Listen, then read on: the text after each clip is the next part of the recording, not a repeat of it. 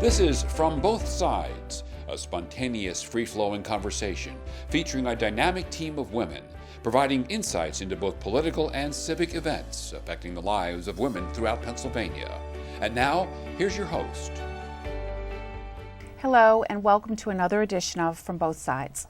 I'm Michelle Soletto, your host, and today we're going to share with you another fascinating story about a woman's journey and how she worked successfully in many different fields before becoming the Secretary of the Commonwealth of Pennsylvania and guided Pennsylvania through some difficult, critical decisions.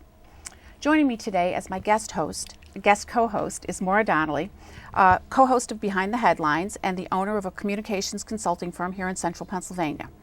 Hi. Maura, thanks for being here. Sure, thank you. It's great to be here with you, Michelle. Thank you. I think we're going to have a great show today. We are, definitely. I'll take this opportunity to introduce my guest today, Carol Aichele. Carol has had a number of different professional positions through the course of her career. Teacher, then on to the school board president, county controller, Chester County commissioner, and then eventually becoming appointed the Secretary of the Commonwealth by Governor Corbett. To this day, you are still very active and working with Westchester University, and you're also on the State Board of Education. Yes, and I'm happy to be here today to talk to you too. Well, you had an amazing career thus far, and I'm sure we're going to have a lot to talk about. Yes. Why don't we start out, Carol, by having you tell us a little bit about your, younger years, growing up, your background? I'd be happy to. I grew up in a little town in upstate New York, Elmira, New York. I had a wonderful time growing up and went and married my husband, who was a college classmate of mine, and he had a career in the Navy. Those were the Vietnam War years, so we had that experience. We have 3 wonderful children and 7 grandchildren. Wow. 3 girls and 4 boys. Oh, that's awesome. That's good. That's great.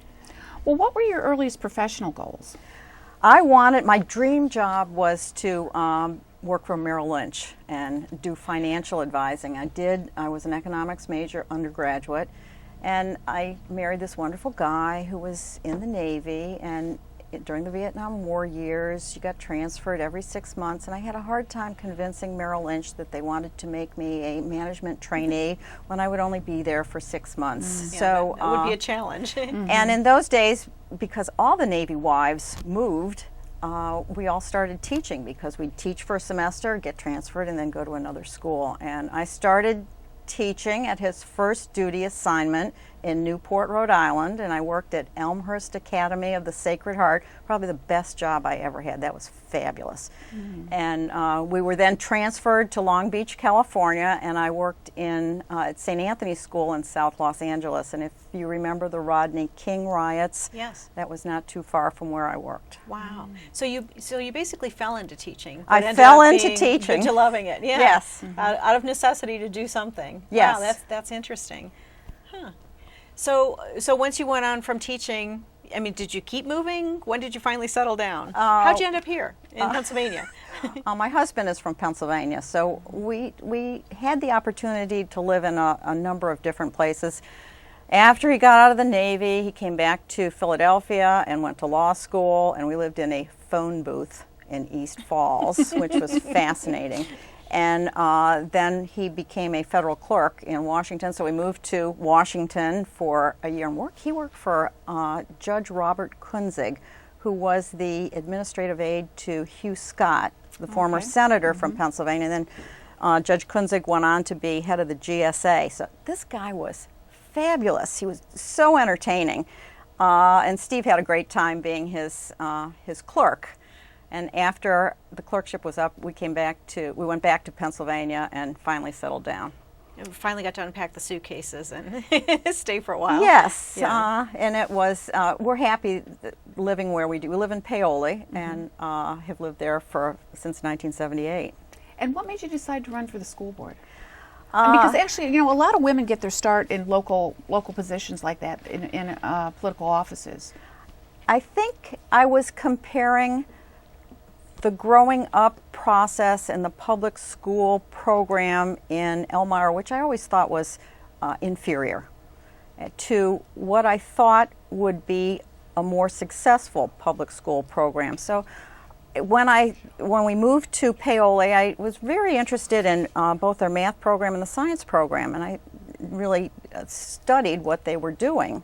And it was my opinion that we could do a much better job. And if you're living in a community like Paoli and you have all the resources you could ever want, there's no excuse for not delivering a high quality program. And that's kind of been my mantra through public life: a high quality product at a reasonable price. And we were, I would say, I left the school district in 1997, and they've just gotten better and better. So I think it is possible to do that in local government, and I know it is because we did it both at the school board level and at the county level. So that was really the beginning of your public service career? Yes, and there are lots of colorful stories about my being in public life. Those were difficult years for me because I was never cut out. I don't think I was cut out to be in public life. I had a terrible time speaking publicly. I would even hyperventilate to the point where I couldn't speak at all. So those are things that I had to overcome because it was so important to me to make sure that we had a quality program. And even now, having been Secretary of the Commonwealth, when I look back, I did my finest work when I was a school director, and there were 6,000. And scared to death. And there are 6,000 school children every year who are better off because the 9 of us came together as a board and were determined to make sure that they had the kind of program that all Pennsylvanians should have. But I think that's encouraging to women because I think a lot of people are like that, especially when roles and responsibilities include public speaking. I think a lot of people are afraid about that. Right. How did you overcome that? How do you think you were, able to fulfill those responsibilities? Because especially as Secretary of the Commonwealth, I would guess there are many opportunities that you're going to have to speak publicly. People say, it has been said that public speaking is the thing people fear the most, and it was very, very difficult for me. I remember talking to a friend, you may know Alan Novak, and he gave me a book called You Are the Message. And it helped me to understand what I needed to communicate through public speaking, and it gave me a purpose. And I remember Alan saying to me, and I go, what am I going to do? How am I going to learn to do this? He said, practice. It's the only way. And you talk about making mistakes. I can think of hundreds of humiliating experiences I had speaking publicly. And I hope other people are able to persevere because the message that women have is important. And if we don't take time to get that, to acquire that skill, the message is lost. But I do think public speaking, personally, I think, you're a trained attorney, so maybe you feel differently. But for me, it's like any skill. The more you do it, the better you get. That is what I found. And I experienced the same thing you did when I was very young. I mean, I have some humiliating froze in front of a microphone type of thing because it is very, very scary. But you're right. If you're forced to do it, it starts to come naturally to you, and it's a lot easier, but it can be a little bit terrifying. I'm delighted that they didn't have YouTube when I was starting. Yes, yeah. Yeah, I would have to agree with that. Yeah, I would too. Well, so Carol, since you worked with and for public schools as well, tell us, are you a proponent of public education? I am. I'm a product of public schools, and although they were upstate New York schools, and we had a great time in high school, and I wasn't really working all that hard. My husband is a product of public schools, and I think our largest statement with respect to public schools is we sent all 3 of our kids to public school, and the public school it's the Tredyffrin Easttown School District, and it's Conestoga High School. I will tell you that my daughter-in-law and my son-in-law also went to school in the same public school where our kids did. And together the kids have a lot of fancy degrees. Our son-in-law has a degree from Cornell, one from Caltech, and one from Harvard. But the only diploma he has on his wall in his office is his Conestoga High School diploma. People come into his office and say, how were you able to do all this when you went to a public high school? Is that right? They do, and wow. he is an example of the quality of work that public school teachers do all across Pennsylvania every day. That's great. That's great, because I've worked in public schools myself, and I certainly think we have wonderful public schools in Pennsylvania, hopefully getting better all the time. Well, tell us about your views on charter schools. I came to this reluctantly, and if you look at my background, I taught in parochial schools, I taught in private schools, I was president of a public school board. I've come to the conclusion that I really don't care how children learn. I don't care if they do public, private, parochial, charter, homeschooling. I'm a little on that still, but as long as they have the skills and the knowledge to support themselves and their families in their adult years, I don't really care how they get there. How they get there. And for some children, charter schools are a very good alternative. I would say for some kids, parochial schools are the best thing in the world. I visited a charter school in Philadelphia that's designed just for foster children, and they do a very good job. Oh. Well, that's a niche market. Yeah. It's right in Center City, Philadelphia, and they draw from all the surrounding areas. I remember talking to a young woman there, and asked her. She was maybe a junior in high school, and I asked her if she remembered when she learned to read, and she said, "Oh, my mother taught me to read." And then afterwards, the school administrator said her mother had a drug problem. So she's been in foster care all these years, but when she was 4 or 5 years old, it was her mother. Wow. God love her. Based on your experiences, Carol, what do you think, as a member of the State Board of Education, what's the single most important thing we need to do differently in Pennsylvania to improve our schools? Boy, I don't know if I know the answer to that. There are 499 school districts in Pennsylvania, and they're all very different. So I don't know if there's one thing that would, it's going to be more than one thing.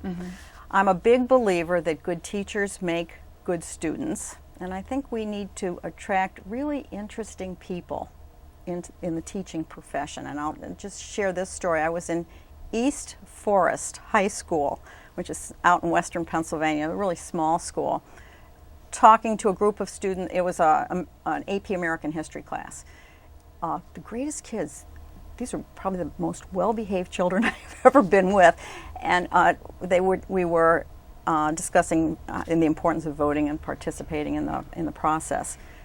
Their teacher, I talked to him afterwards, and I said, "Gee, how did you end up in East Forest High School?" And he said he had been in, I think, military intelligence, and I don't know if it was Army or Marines, but he'd been in intelligence, had his whole career, retired. His wife was from East Forest, so he moved back there, got his teaching certificate, and was working with these kids. Now, if he'd been in military intelligence and he's doing American history, he's doing a great job.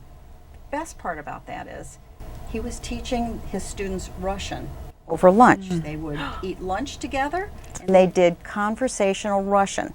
You know, I wish there was someone in my high school where who could teach conversational Russian. Especially because these days, because one of the programs that seems to be dropped so quickly when funding is low is learning different languages. Foreign languages. Well, he was getting paid to teach them Russian. He was just doing it because he was an interesting guy with an interesting background. And there were kids who were interested. Yeah. And in many respects, that's all it is. Yeah, one of the comments I saw that you made, Carol, in giving a speech, a graduation speech, before we go to break, I want to ask you to comment on, because I found it intriguing, because I think you encourage students to kind of go outside of the lines and not do exactly what everybody else does. Could you just comment on that and why you think it's important for students to have that attitude? I think when we crafted public schools, we were trying to make them really efficient. And lots of times they talk about assembly lines and stamping out the widgets. And so many learn math, learn science, learn it. And there are lots of other things that kids can learn and take with them. For instance, there's a tremendous amount of research that says the strongest determinant of success after high school is extracurriculars. Students who work in the TV studio, or kids who do musical instruments, or children who paint. In public schools, we only recognize excellence in math, and reading. And there's lots of other ways. I tell this, and I went to high school in Elmira, New York, and we had a student who was not particularly successful, dropped out of school and started selling jeans from a basement store on Main Street. And the rumor went through the town, isn't it a shame about that Hilfiger kid? He comes from such a nice family. Really? In our high school, we didn't recognize artistic talent. There's a whole body of knowledge about multiple intelligences. Well, he got the last laugh. Yes, he did. Oh, that's a great story. It's just like the woman Joy who did the Miracle Mop, Yeah. you know. But okay, that's great. When we come back, let's talk a little bit more about your role as Secretary of the Commonwealth, and we'll take a break right now and hear from our sponsors. Thank you.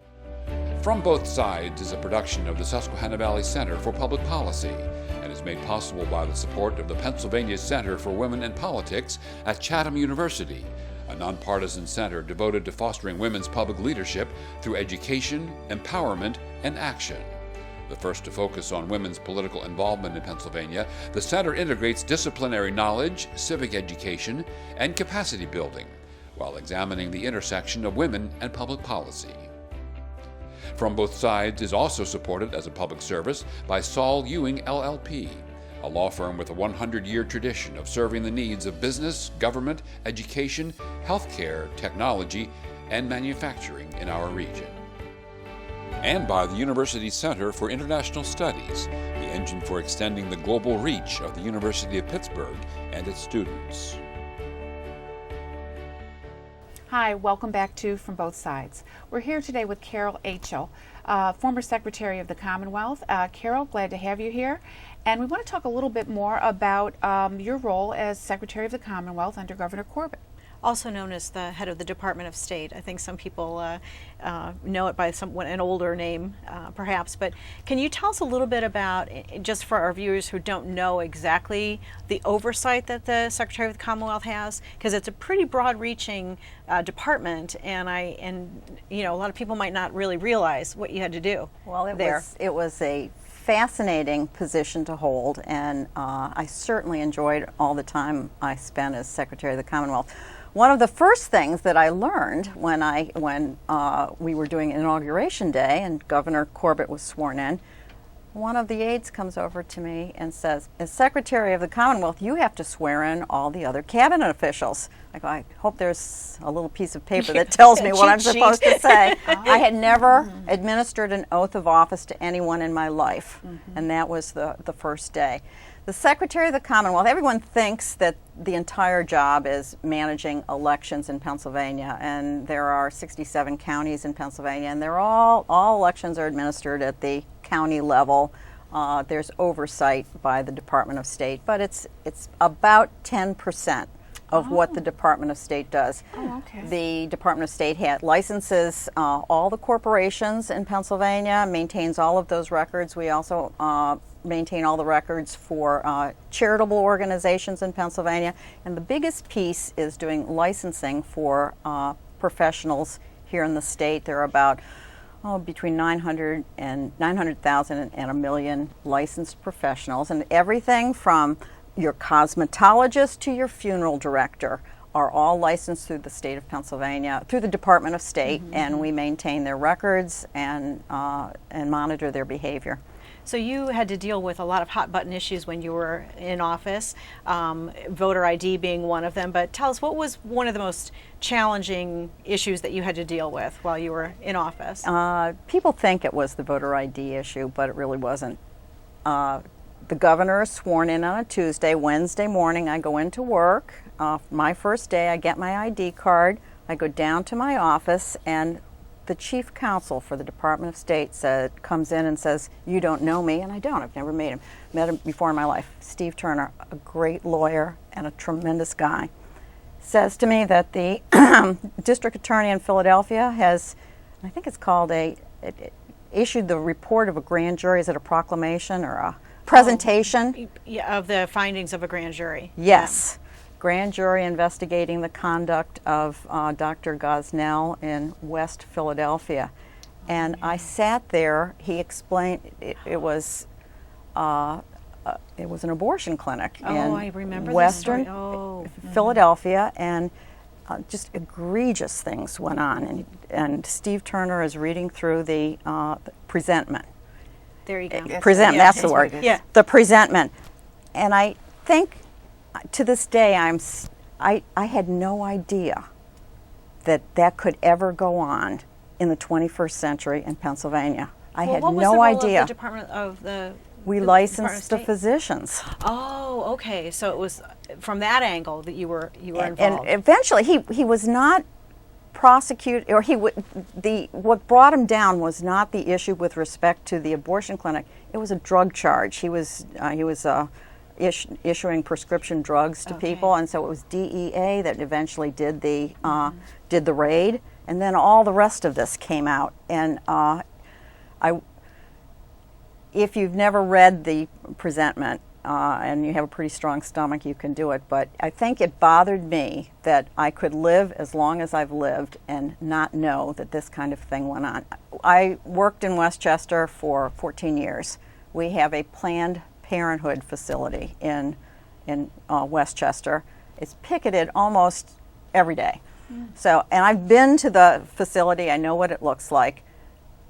When Steve was explaining to me about this abortion clinic in West Philadelphia, I was just stunned. I was incredulous. It was your first day. Yeah, I was just That was my first day. I was before 10 o'clock on my first day. Wow. And we went on. We had to do Senate hearings and House hearings, and we had a cabinet meeting with the governor, and it's another interesting thing. You go into the cabinet, and it's a horseshoe thing, and the governor and the chief of staff sit at the front.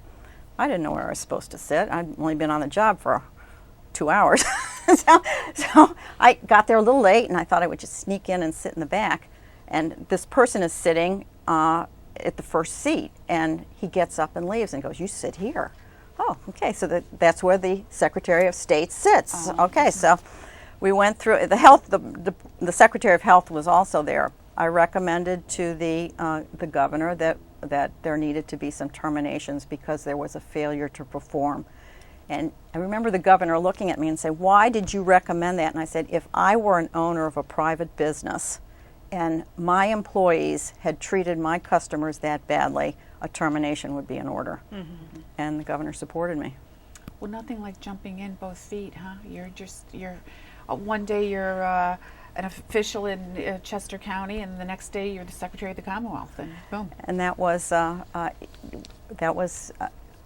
was just such an experience. And we had wonderful help at the Department of State. Steve Turner was the chief counsel. We had the head of BPOA was Katie True, the former representative from Lancaster County. Mm-hmm. And the issues that led to this failure to perform have all been addressed, and it won't happen again. That's great.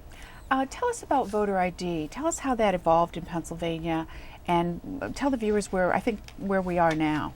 Well, if you recall, I say this to students, and they go, "What's she talking about?"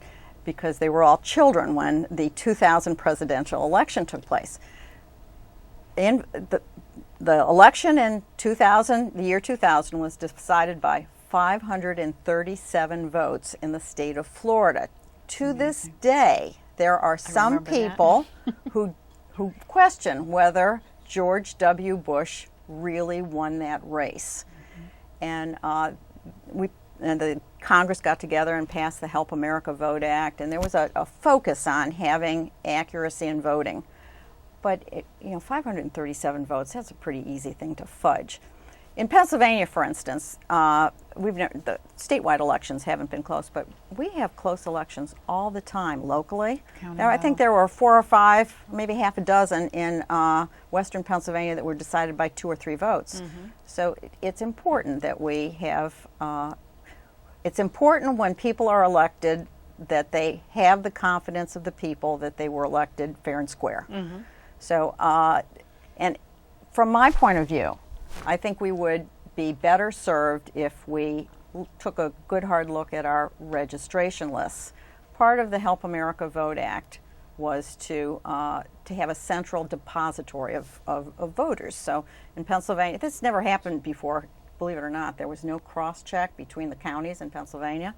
So we have all of the voter lists are kept at the Department of State. And to register to vote under federal law, you need to provide your name, your date of birth, and your social security number. And it's checked through the data system. If all the three pieces of information match, you're entered as a voter. What I didn't know until I became Secretary of the Commonwealth is that you can manually override those names that don't match. And so in each of the 67 counties, there are clerks who can manually override the information that's presented. So I thought, well, how many are there? And they did a research in the Bureau of Elections, and there are 186,000 manual overrides in Pennsylvania. And I said, well, are they in any particular place? 80,000 of them are in the city of Philadelphia. So what does that mean then? What does it mean to the viewers?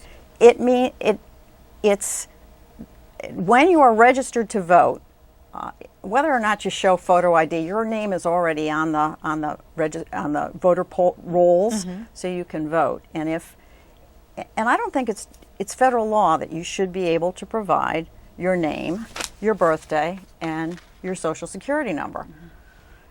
And if they don't match, then why don't they match? I think, and that's the due diligence that people in voter services. Now, is this voter fraud? No, it's probably bad administration. But it could lead to voter fraud if it's not managed properly. I think we owe it to. I think the people of Pennsylvania would be well served if they had confidence in the outcome of their elections. That's not too much to ask. But the voter ID law, as promoted by the Corbett administration, has been overruled by a judge. Isn't that right? So it's really been set aside. Right. It is set aside. Yes. Okay. And I brought my phone here. This is my suggestion going forward. You know how you can unlock your phone by just using your finger. I think we could do that with voting. You could have one of these little devices at a polling place. When a voter came in to vote, they could register. And who's going to say they forgot their finger? Or can't find their finger, or don't know where to get a finger. That may be, in 10 years from now, we may be able to do that. We've got to be going in that direction. And if we have a voter ID law and it's not enforced, it'll be like one of the other laws. Yeah. Well, Carol, thank you so much. I feel like there's so much more to talk we're about. not I done think you're yet. going to have to come back. But we're I'd running be happy out of time. to. And so I'd like to say thank you for being here, and to the viewers, thank you for joining us. And we hope that you feel as we do, that as women in Pennsylvania, despite our political differences, there's much more that unites us than divides us. Thank you for joining us, and stay tuned to see us on Comcast, YouTube, and on demand. Thank you.